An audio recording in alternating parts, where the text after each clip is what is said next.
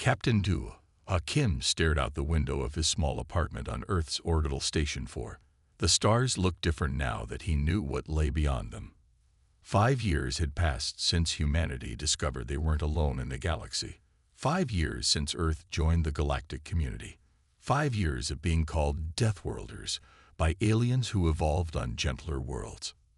The screen on his wall blinked with an incoming message. Du had turned away from the window, his military training still evident in his sharp movements. The message bore the seal of the Luminary Alliance, one of the 2 major powers currently locked in what seemed like an endless war. Captain Kim, a soft blue alien face appeared on the screen.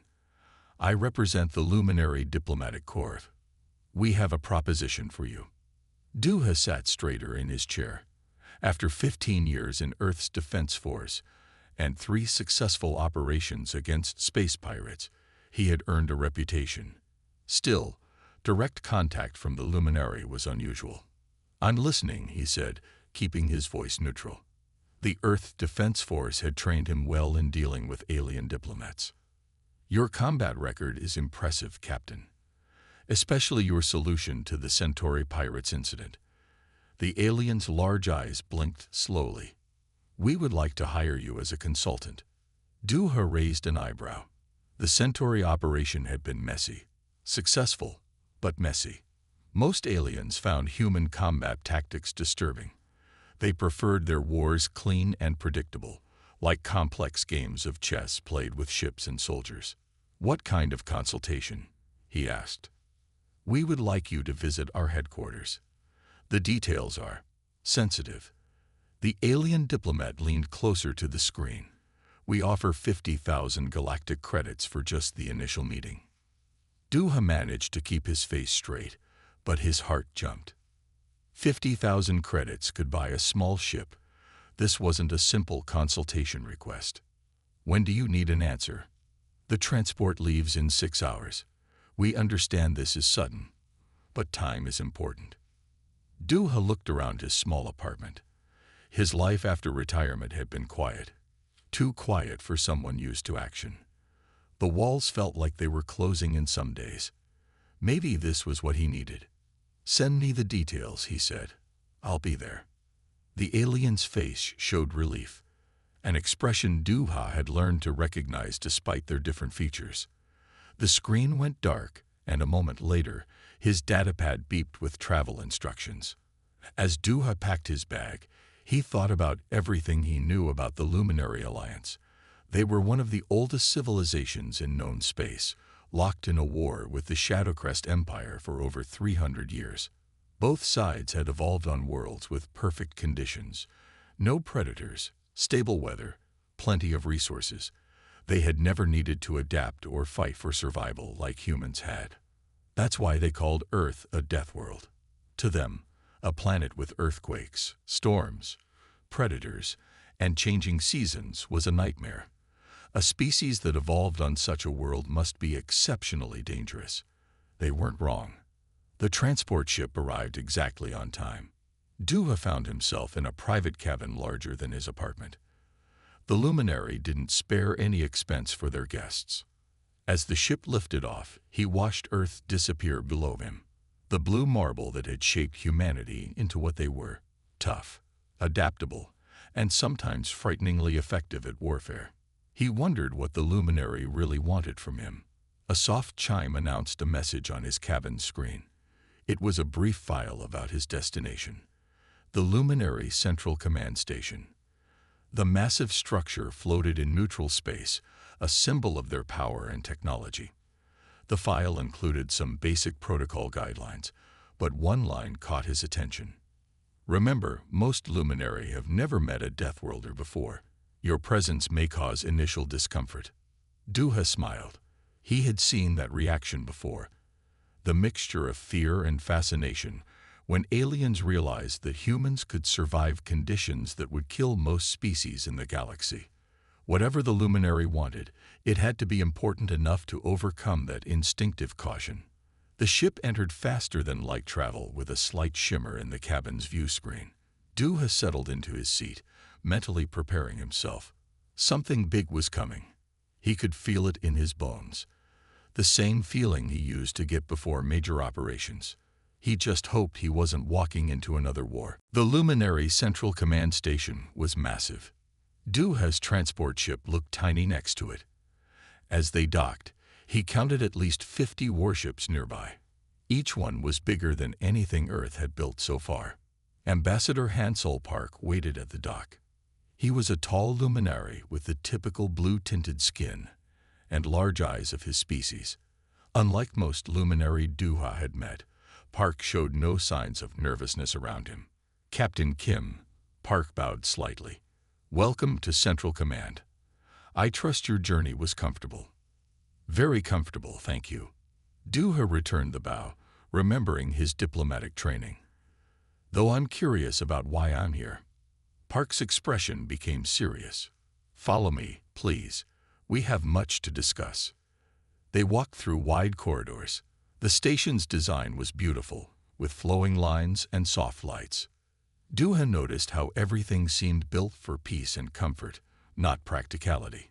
Even the floor was too smooth. It would be dangerous in a combat situation. The ambassador led him to a large room with windows showing the stars outside. Inside, several luminary officers sat around a table. Duha recognized their rank markings, all high-ranking military leaders. Captain Kim, Park gestured to the group, meet our war council. Duha kept his face neutral, but his mind raced. A human had never been invited to a luminary war council meeting before. One of the officers, Security Chief Jai-Yun Lee, spoke first. Captain, we need your help. Our war with the Shadowcrest Empire has reached a dangerous point. The war has lasted 300 years, Duha said. What's changed? We're losing, Lee said simply. Both sides are losing. Our tactics aren't working anymore. We need new ideas. Duha looked around the room. Now he understood why they had called him. You want human military advice? Park nodded. Your species has something we lack. You understand real combat, not just strategy games. You evolved fighting for survival. Our weapons are more advanced than Earth's, Lee added. But your tactics, the way you think about warfare, it's different. The Centauri pirates proved that. Duha remembered that mission. His team had beaten the pirates by doing things no luminary would consider, using a mining ship as a weapon, fighting in supposedly unsurvivable conditions, making quick decisions without complex calculations. Tell me about your enemy, Duha said. The officers looked at each other. Lee pressed a button, and a hologram appeared showing elegant ships with dark hulls. The Shadowcrest Empire evolved like us, on a perfect world, Lee explained. We fight the same way, with rules, calculations, and proper protocols. But after 300 years, we're both stuck. Neither side can win. And your people are tired of war, Duha guessed. Yes, Park admitted. Both sides are. But neither knows how to end it. We don't understand warfare like humans do. We never had to fight for survival on our homeworlds. Duha walked to the window. He thought about Earth, about how his ancestors had survived ice ages, predators, and countless disasters. How humans had learned to adapt, to think quickly, to do whatever it took to survive. What exactly do you want from me? Be our advisor, Park said. Teach us how Deathworlders think about combat. Help us end this war. It won't be easy, Duha warned. You might not like some of my ideas. Humans fight differently than you're used to. We know, Lee said. That's why we need you. We've spent 3 centuries fighting a clean, proper war. Maybe it's time to try something new. Duha turned back to the group. Their faces showed worry, but also hope. They were asking him to change centuries of military tradition. It would be a huge task. I'll help, he said finally. But I need full access to your military records, and I need to be able to speak freely, even if my ideas seem strange to you. Park smiled with relief. Agreed. Welcome aboard, Captain Kim. As the meeting ended, Duha stayed by the window, watching the luminary ships outside. He had a feeling he was about to teach these advanced aliens some very primitive lessons about survival, adaptation, and the harsh realities of real combat. The war was about to change. Duha spent 3 days studying the Luminary war records. He watched hundreds of space battles, read thousands of reports, and reviewed countless military strategies. What he found shocked him. "This isn't war," he told Security Chief Jai Yun Lee. "This is a dance." They stood in the station's main control room, watching a hologram of the latest battle between Luminary and Shadowcrest forces. The ships moved in perfect formations, following strict patterns. "I don't understand," Lee said. "Both sides follow proper combat protocols. Everything is calculated for maximum efficiency. That's the problem." Duha pointed to the hologram. "Look at this battle. The Shadowcrest ships attacked in a standard pattern. Your ships responded with a standard defense. Nobody tried anything new. Nobody took any risks." Lee looked confused. "Taking risks increases the chance of failure. Our computers calculate the best moves.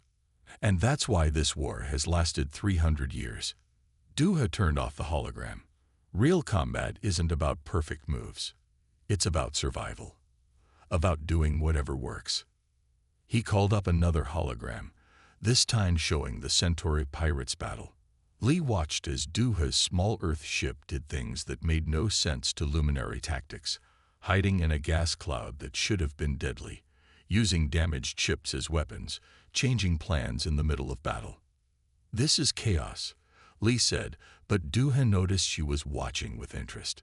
"This is survival," he corrected. "On Earth, we learned that sometimes you have to be unpredictable to win. The perfect move isn't always the best move." Over the next few days, Duha worked with Lee and her team. He showed them videos of Earth's military history, ancient battles, modern conflicts, space engagements. The Luminary officers were shocked by what they saw. "Your species fought like this on your own world?" One officer asked, watching a video of a jungle combat operation. "Against your own people. We fought like this to survive," Duha explained. "Earth taught us harsh lessons. We either adapted or died." Lee began to understand. She was smart, and she saw what Duha was showing them. The Luminary and Shadowcrest fought wars like they lived their lives, in safe, predictable patterns. They had never needed to adapt or think differently. One morning, Duha found Lee in the training room, trying to learn Earth combat moves. She was failing, but she kept trying. It was the first time he'd seen a Luminary doing something without calculating it first. "You're learning," he said. Lee stood up, brushing off her uniform. "Your ways are difficult, uncomfortable, but I'm starting to see why they work. Because they're unpredictable. Because they're real." She looked at him seriously. "We've been fighting this war like it's a game, but war isn't a game, is it?" "No," Duha agreed. "War is about survival, about protecting what matters, no matter what it takes." That afternoon, Duha presented his findings to the War Council. He showed them everything. The flaws in their tactics, the predictability of their strategies, the ways both sides had turned war into a ritual instead of a fight. "Your technology is amazing," he told them. "Your ships are powerful. But you fight like you're playing chess. Your enemy knows every move you'll make before you make it." The council members looked uncomfortable, but they listened. Duha saw hope in their eyes. They were tired of the endless war, tired of battles that changed nothing. "What do you suggest?" Ambassador Park asked. "Let me train your people, not just in tactics, but in how to think differently, how to adapt." Duha looked at each council member. "I'll teach them to fight like Deathworlders." There was silence in the room. Then Lee stood up. "I support this," she said. "I've seen what he means. We need to change how we fight if we want to end this war." One by one, the other council members nodded. They knew things couldn't continue as they were. Duha looked out at the stars. He was about to teach one of the most advanced civilizations in the galaxy how to think like primitive survivors. It wouldn't be easy, but maybe that's exactly what they needed. The real training was about to begin. The emergency alarm woke Duha from a deep sleep. Red lights flashed through the station as Security Chief Lee's voice came over the speakers. Shadowcrest attack force detected. They're targeting New Dawn Colony. Duha rushed to the control room. Inside, he found chaos. Luminary officers moved in their usual ordered patterns, but he could see fear in their large eyes. "Report," he called out. Lee turned to him. Shadowcrest ships appeared from nowhere. They're using a new attack pattern we've never seen before. On the main screen, Duha watched as 20 Shadowcrest warships approached the colony. 200,000 luminary civilians lived there. The colony's shields wouldn't last long against a direct attack. "Where are our defense ships?" Duha asked. 4 hours away, Lee said. "They're following standard response protocols." 4 hours. Duha interrupted. "The colony will be gone in 2. He studied the tactical display. The Luminary had a small strike force nearby, just 5 ships. According to their protocols, 5 ships against 20 was impossible odds. No Luminary commander would even try. "Give me command of the strike force," Duha said suddenly. The room went quiet. Lieutenant Ta-Wan Choi, the young strike force commander, looked at Duha with surprise. "That's against protocols," one of the senior officers said. "We need proper authorization." "There's no time." Duha pointed at the screen. 200,000 people will die while you wait for authorization." Lee looked at the tactical display, then at Duha. He saw her remember their training sessions, their talks about adaptation and survival. "Give him command," she ordered. "Now." Minutes later, Duha was talking to the strike force crews. Lieutenant Choi stayed as his second in command. "Forget everything you know about proper combat," Duha told them.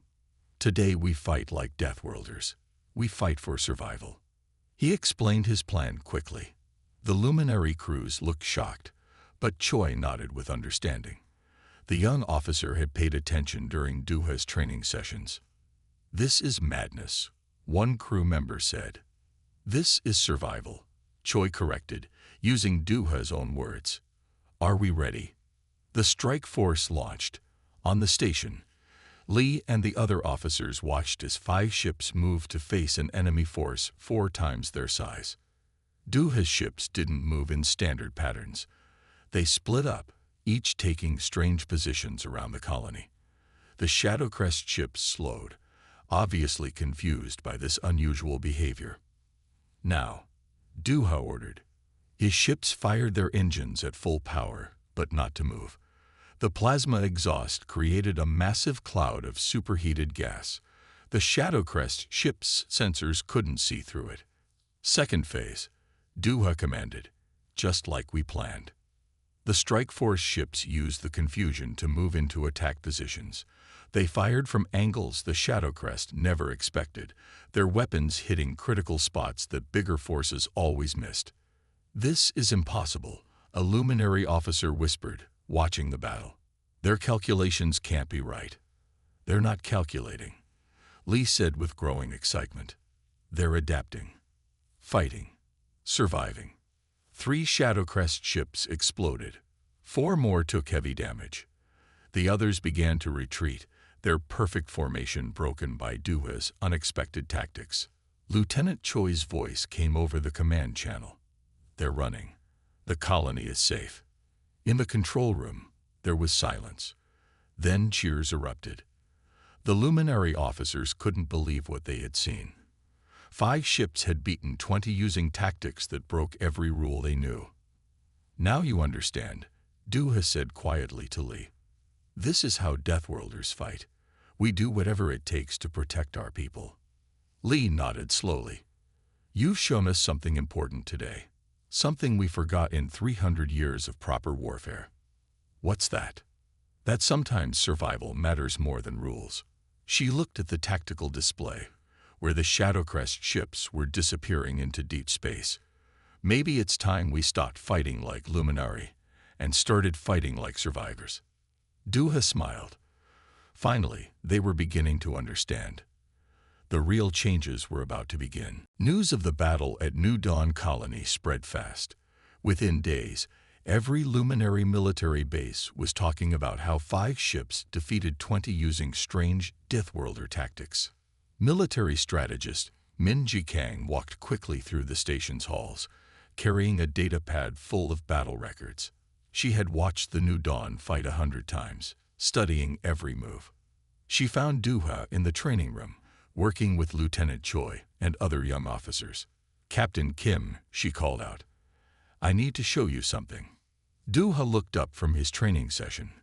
Kang was different from other luminary strategists. She didn't just study battles. She tried to understand why things happened. "What have you found?" he asked. Kang showed him her datapad.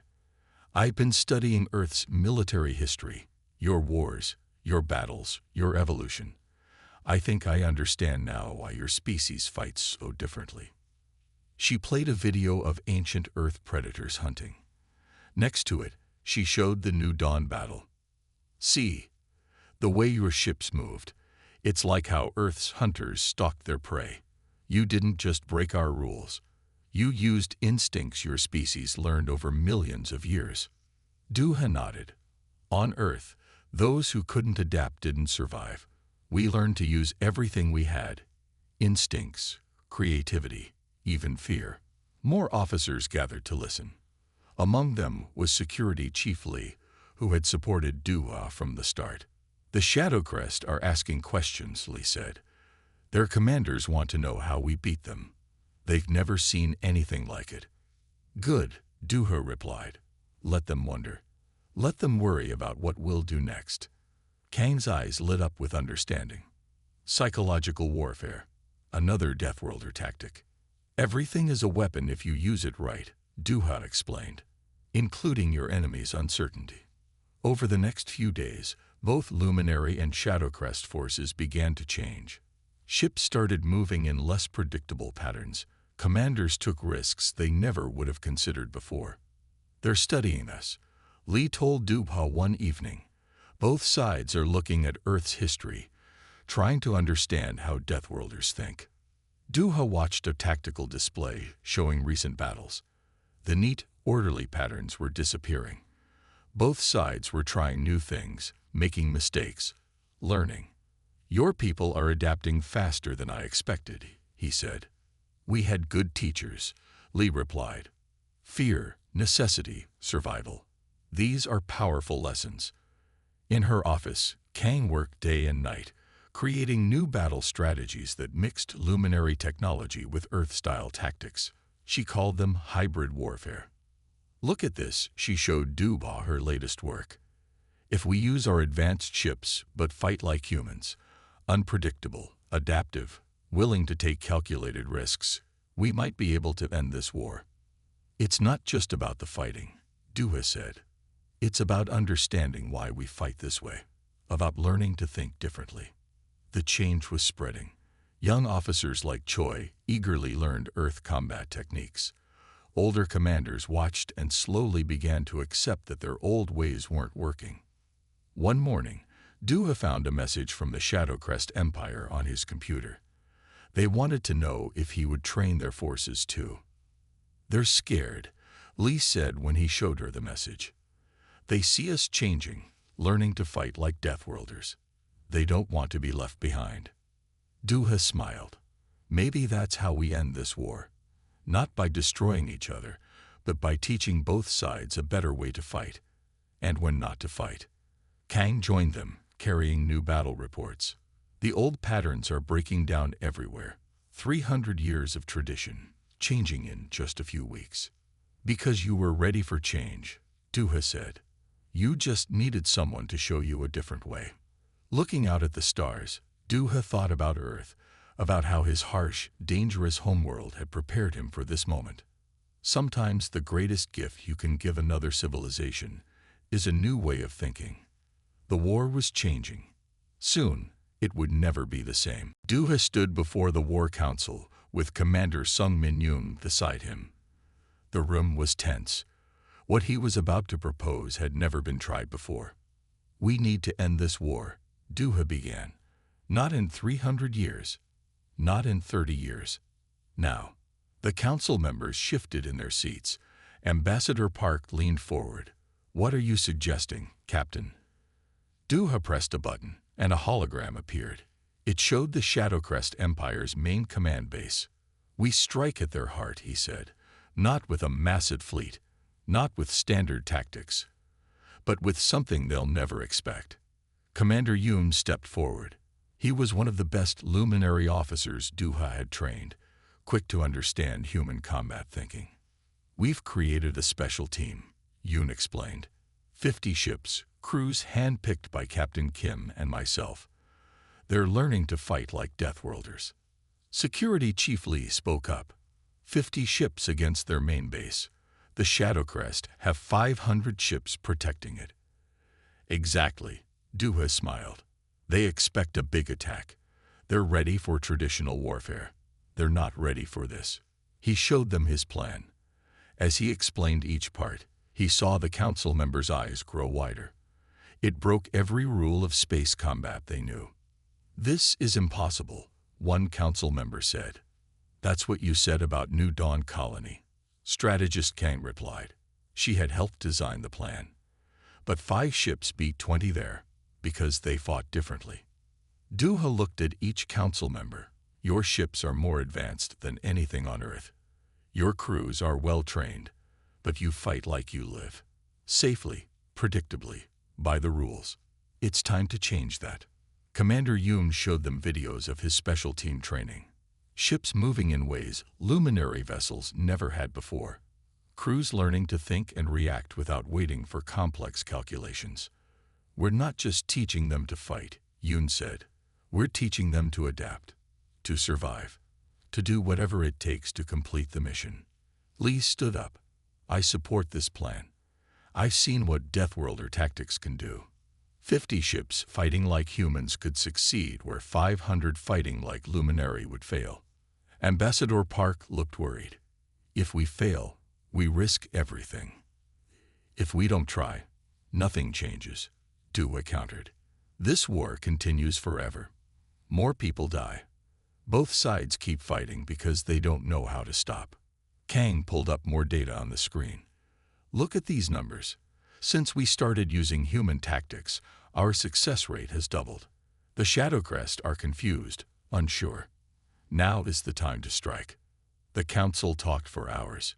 Duha and Yoon answered questions, explained their strategy, showed more training results. Finally, Park called for a vote.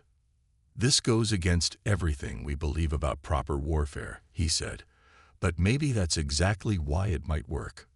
One by one, the council members voted.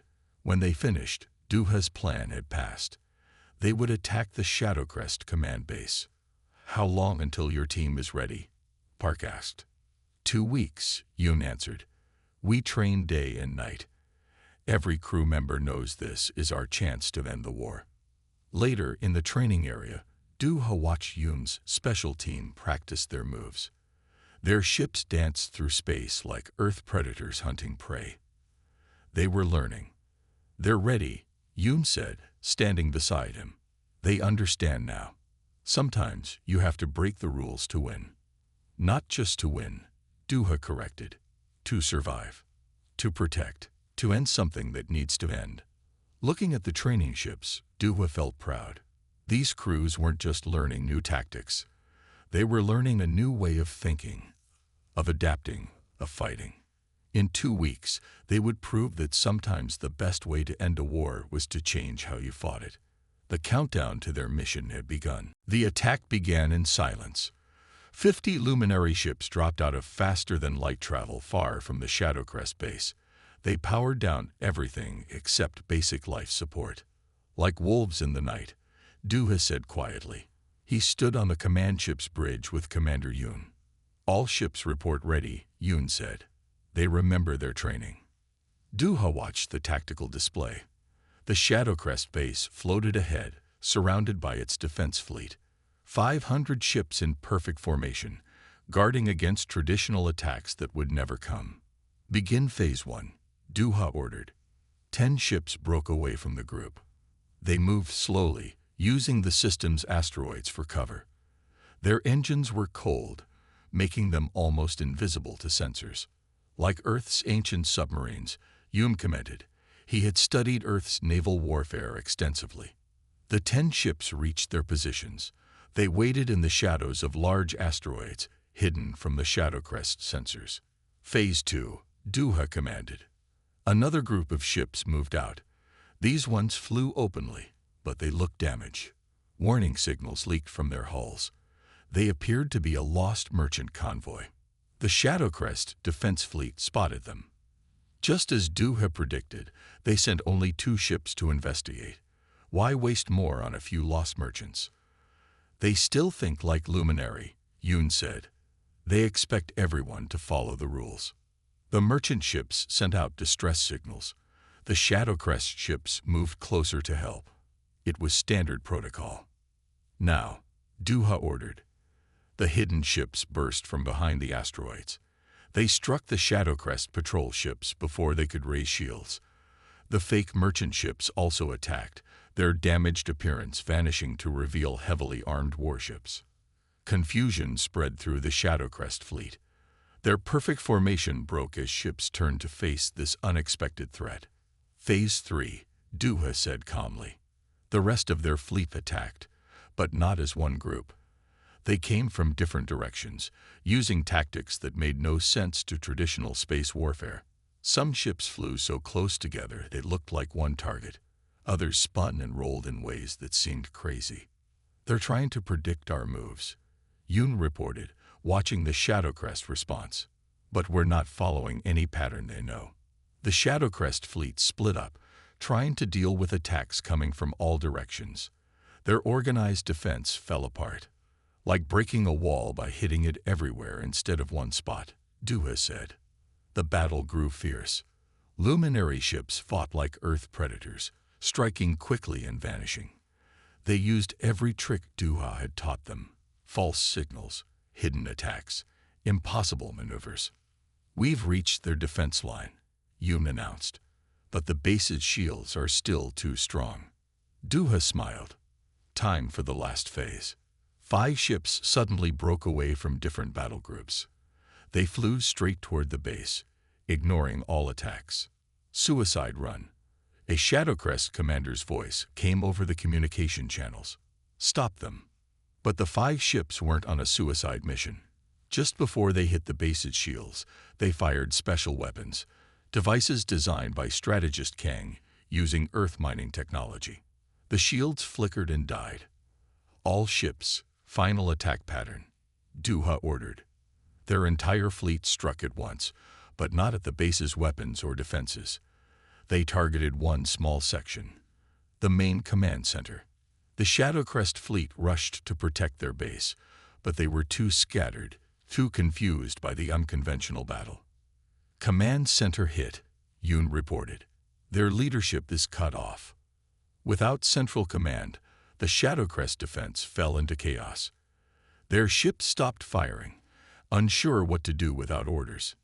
Send the message, Duha said. Yoon transmitted their prepared statement. Your command is lost. Your fleet is broken. Surrender now, and let's end this war.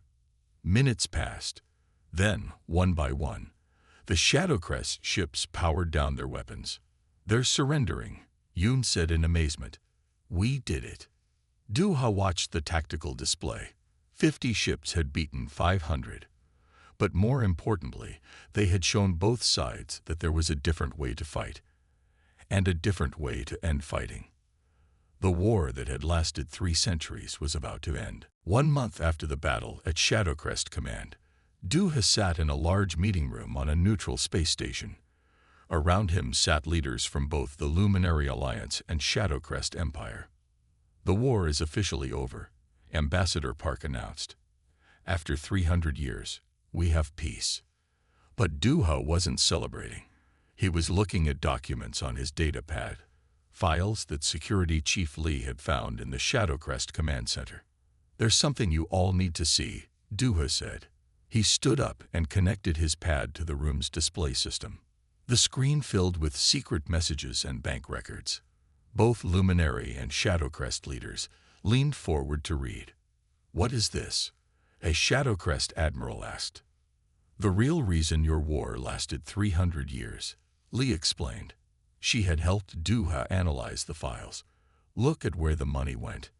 The documents showed a hidden group of wealthy merchants and weapons makers from both sides. For centuries, they had kept the war going. They made huge profits selling weapons and supplies to both armies. "They manipulated everything," strategist Kang said. She pointed to more documents. "They convinced both sides to fight in specific ways that would make the war last longer." The room grew quiet as everyone understood. Their proper, organized way of fighting hadn't just been tradition. It had been carefully planned to keep the war going forever. That's why they were so afraid of human tactics, Commander Yoon realized. We weren't just fighting differently. We were breaking their control. A Shadowcrest leader stood up angrily. "Who are these people? Where are they now?" "Gone," Lee said. "They ran when we took the command center, but they left their records behind." Duha watched both sides react to the news. He saw anger, but also relief. Finally, they understood why their war had seemed endless. "What do we do now?" someone asked. "Learn from this," Duha said. "Your civilizations are older and more advanced than Earth's. But sometimes being advanced means you stop adapting, stop questioning things." Ambassador Park nodded slowly. "We followed the rules so carefully. We never asked why the rules existed." "Deathworlders never stop questioning," Duha explained. "On Earth, blind trust in rules could mean death. We learned to think for ourselves, to adapt, to look for hidden dangers." Over the next few hours, both sides started making plans. They would work together to find the corrupt merchants. They would change their military training to include human tactics. Most importantly, they would never again let someone else control how they fought. Later, Duha stood with Lee, Kang, and Yoon, watching ships from both sides flying together peacefully. "What will you do now?" Lee asked him. "Go home," Duha said. "Earth may be a death world, but it taught us valuable lessons, lessons that helped end this war." "You've taught us so much," Kang said. "Not just about fighting, but about thinking differently, about questioning everything, about surviving," Yoon added, "and using survival skills to make peace, not just war." Duha smiled. When he first came to the Luminary Station, he thought he would just be a military advisor. Instead, he had helped two ancient civilizations learn something important. Sometimes, the harsh lessons of a death world could lead to peace. "Will you come back?" Lee asked. "There's still much we can learn from Earth." "Of course," Duha said. "But next time, let's focus on other death world skills, like how to adapt to change, how to work together against real threats." "Like those corrupt merchants?" Yoon asked. "Exactly. Some battles aren't fought with ships and weapons. Sometimes the real enemy is the one hiding in the shadows, profiting from others' pain." As Duha prepared to return to Earth, he thought about everything that had happened. A Deathworlder had helped end a centuries-long war, not just through fighting skills, but by teaching others to think differently. Sometimes the most important lessons from a harsh world weren't about combat at all. They were about questioning, adapting, and working together to survive. The war was over. Now the real learning could begin.